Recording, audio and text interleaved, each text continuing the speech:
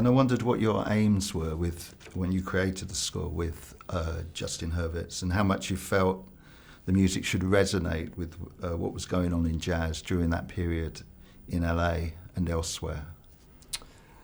Well, one thing Justin and I talked a lot about was that, there's been so many movies set in the 20s and kind of set in the early days of Hollywood.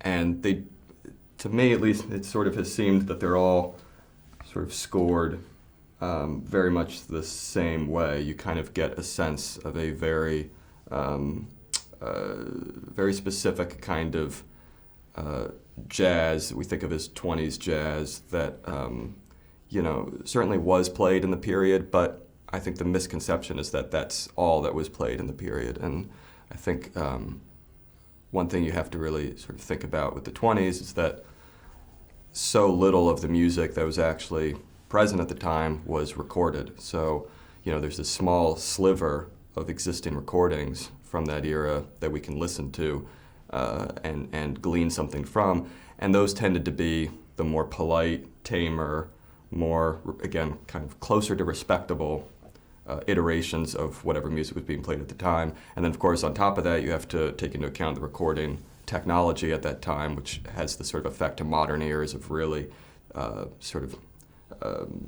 making everything seem, again, even more quaint or small or timid.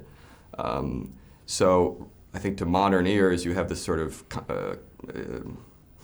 disconnect between the recordings you can hear from the period and then descriptions, people's recollections of being at clubs, dance parties, sort of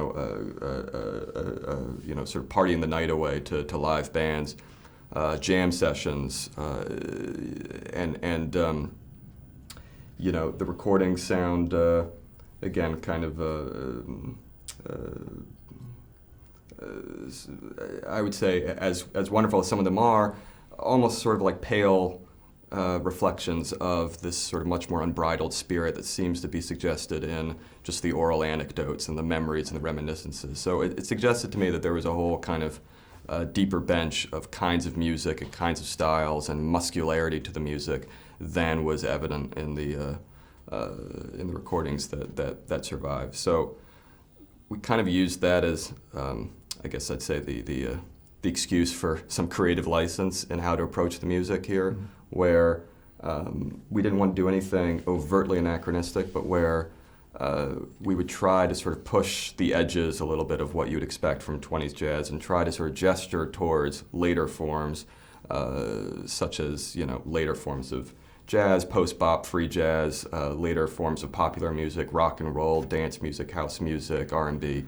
But again, do it all within the sort of context of 20s instrumentation, all roughly within the context of sort of what existed musically at the time.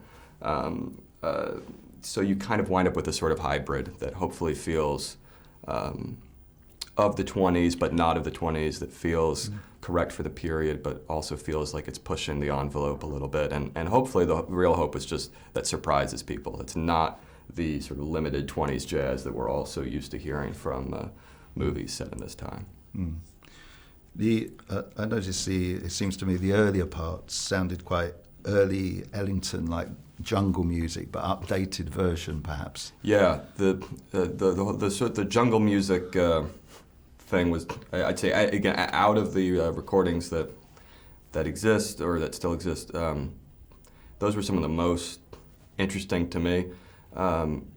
Especially because, I mean, again, I'm just personally a sucker for that music and just love it so much. But it's interesting how I sort of grew up as a jazz drummer. So when I was learning jazz drums, I thought very much, to me, that the core of jazz was the swung eighth notes and sort of the kind of hi-hat or ride cymbal based swung eighth notes and da da da da da da. That was kind of the essential heartbeat of jazz. But that's really a swing era concoction, and so it's like you go before that and you hear in, say, Ellington's jungle music or things like that, you hear. On the one hand, you feel a little bit more the sort of like military sort of regimentation, that kind of the real origins of snare drum, and you know that sort of, but also with the just sort of emphasis on the four, the duh, duh, duh, duh. To me, it actually didn't feel like that big a jump from that to, you know, the last 30 years of, you know, dance music and just the sort of the 808 kind of, you know, that we kind of make fun of today, that there's this weird sort of way in which those are speaking the same language. And again, I think part of it speaks to something that we forget about jazz now that it's been so, you know, made so respectable and quote high art, is that it was dance music. The Duke Ellington was a dance band. Jungle music was dance music. All of it was this kind of, it was the rock and roll or house music of its time.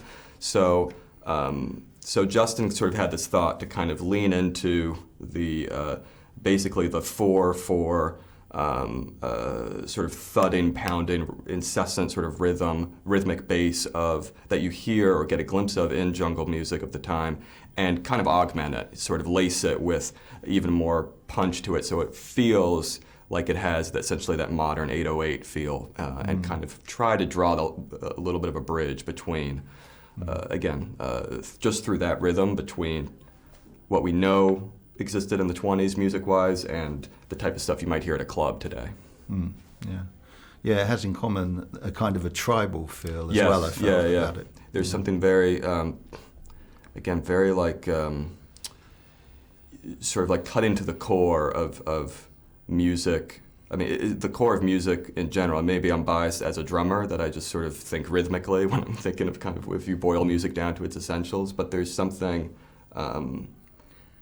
about that sort of, that kind of primal approach to music that, again, is so easy to lose once art forms become, you know, the stuff of Carnegie Hall or the stuff of, you know, those sort of high society iterations. And I wanted to try, both with jazz and with movies, to try to recapture a little bit of that sort of, that spirit when they were, when they hadn't been embraced by high society yet. And so when, you know, it's like the analogy to me is closer in a way to how maybe later generations would have thought of, let's say, the punk rock scene in the 70s and 80s, or, you know, things like that. This was, in many ways, movies, jazz, these were things that, you know, the parents were telling their kids not to do, or the, you know, older generations were kind of recoiling at.